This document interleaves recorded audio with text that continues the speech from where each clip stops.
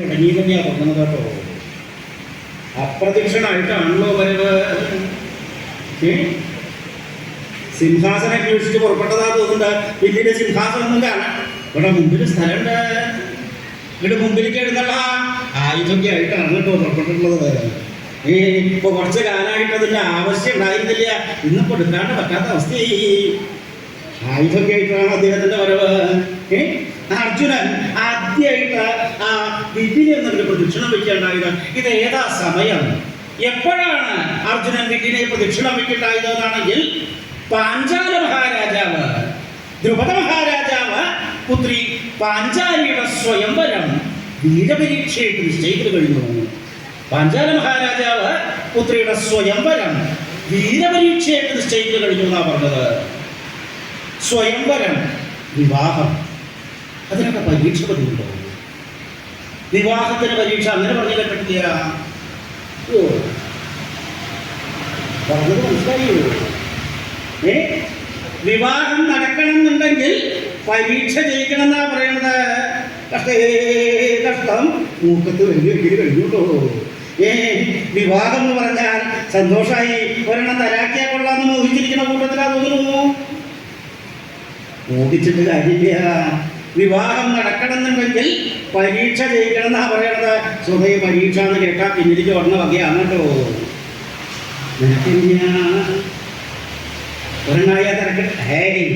അധികമായിട്ട് വിഷമൊക്കെ കിട്ടി വന്നിട്ട് ഒരു വിവാഹമായ തിരക്കടില്ല എന്ന് മോഹിച്ചിട്ട് കാര്യമില്ല. വിവാഹം നടക്കണം എന്നുണ്ടെങ്കിൽ പരീക്ഷ ജയിക്കണം എന്നാ പറയുന്നത്.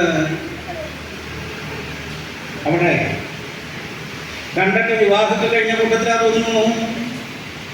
ആ താടിക്ക് കൈ കൊടുത്തിരിക്കണ കണ്ടാൽ തന്നെ അറിയാട്ടോ. വിവാഹം എന്ന് പറഞ്ഞു കഴിഞ്ഞാൽ രസമായിട്ടുള്ളതാണ്, സുഖമായിട്ടുള്ളതാണെന്ന് കരുതി പോയി കഴിക്കുണ്ടായി.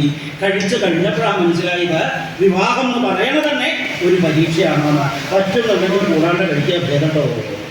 ഈ പറയണ സുഖമൊന്നും അത് കഴിച്ചു കഴിഞ്ഞാൽ ഉണ്ടാവില്ല. ആ ചിരി കണ്ടാൽ തന്നെ അറിയാട്ടോ. വേണ്ടിയിരുന്നില്ല എന്നുള്ള ഭാവത്തിലായിരിക്കുന്നത്, പുറപ്പെടേണ്ടിയിരുന്നില്ല. കാരണം ഈ പറയുന്ന സുഖമൊന്നും വിവാഹം കഴിച്ചു കഴിക്കാണ്ടാവില്ല എന്നാ പറയുന്നത്. അപ്പോ ഈ വിവാഹം വീരപരീക്ഷയായിട്ട് നിശ്ചയിച്ചു എന്ന് പറയാൻ അതിനെന്താ കാരണം? അതിന് കാരണമുണ്ട്. അതെന്താണ്? പാഞ്ചാലിയുടെ വിവാഹം തീർച്ചയായിട്ടുണ്ടായിരുന്നു. പാഞ്ചാലിയെ വിവാഹം കഴിച്ചു കൊടുക്കണം നിശ്ചയിച്ചിട്ടുണ്ടായിരുന്നു. ആർക്കാ പാഞ്ചാലിയെ വിവാഹം കഴിച്ചു കൊടുക്കണം നിശ്ചയിച്ചത്? അർജുനന്. മധ്യമ പാണ്ഡവനായിട്ടുള്ള, പാണ്ഡവന്മാരിൽ പ്രധാനിയായിട്ടുള്ള അർജുനന് വിവാഹം കഴിച്ചു കൊടുക്കണം നിശ്ചയിച്ചിട്ടുണ്ടായിരുന്ന കന്യകയാണ് പാഞ്ചാലി.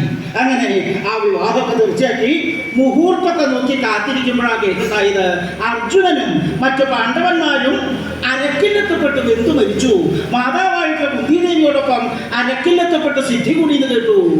ഇതൊക്കെ കേട്ടില്ലേ? ദ്രുപദ മഹാരാജാവിനും അതെ നന്നായി വിഷമായി. കാരണം പുത്രിയുടെ ഭർത്താവായിട്ട് വരണം നിരീച്ചിരുന്നാണ് അരക്കില്ലെത്തപ്പെട്ട് മരിച്ചു കാണുമ്പോ കേൾക്കണത്. എന്താ വേണ്ടത്? പുത്രിയുടെ വിവാഹം വേണ്ടാന്ന് വെക്കാൻ പറ്റില്ല. കാരണം വിവാഹപ്രായമൊക്കെ ആയിട്ടുണ്ട്. ആലോചിച്ചു.